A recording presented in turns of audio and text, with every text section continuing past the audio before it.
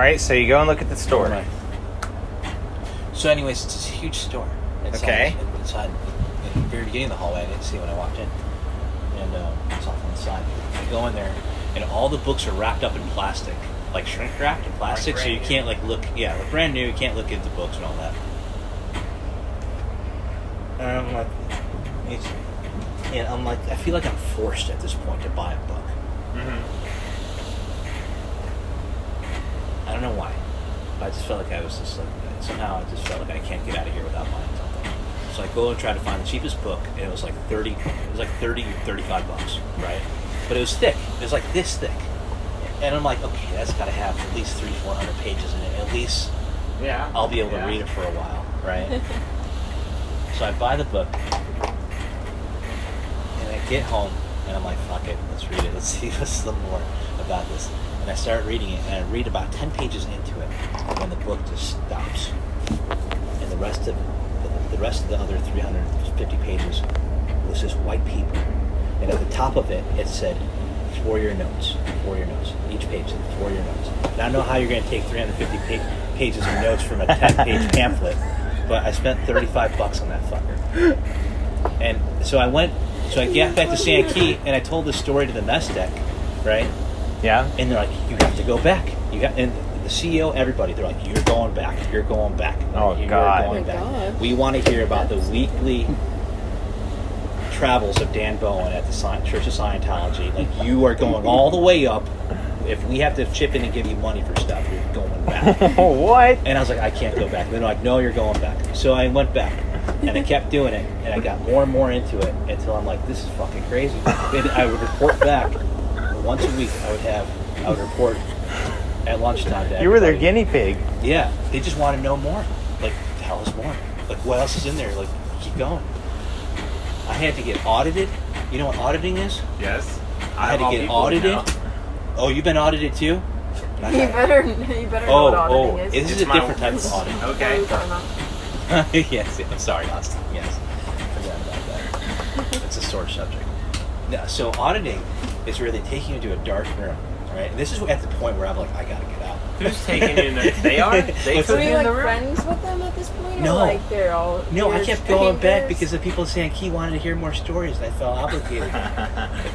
You know, that was part of it was curious, and part of it I just felt like people were counting on me. So the way it's like they sit you down in this dark room, like kind of. I mean, it's not pitch black. It's like this, right? And there's a guy sitting there, and he's got a computer. And from the computer are these wires that come out to these two little beer cans. That's what they look like, little beer cans. And you hold the beer cans, right?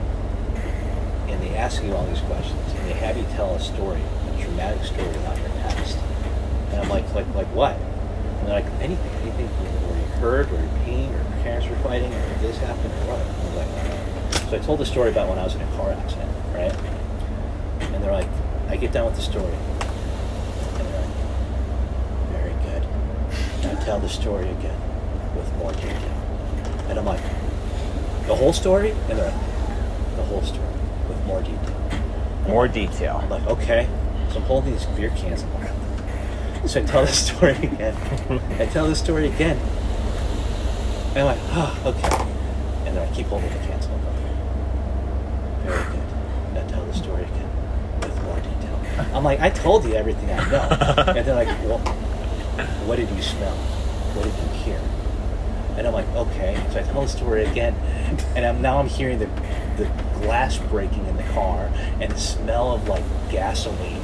And I'm like telling this, and I'm like, oh, and I'm like going back, like recreating that moment. And they kept having me tell the story, and tell the story, and it's like, and so finally, they're like, okay, there's nothing showing up on the e-meter. This will no longer bother you in the future. And I'm like, okay.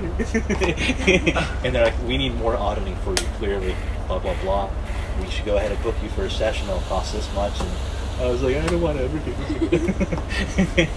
And this is at the point where I'm like, you guys are fucking crazy, blah, blah, blah, blah, blah, blah. And I'm like, I'm out of here. And they kept calling me and started calling my work, right? Calling the station, like trying to book me for this stuff.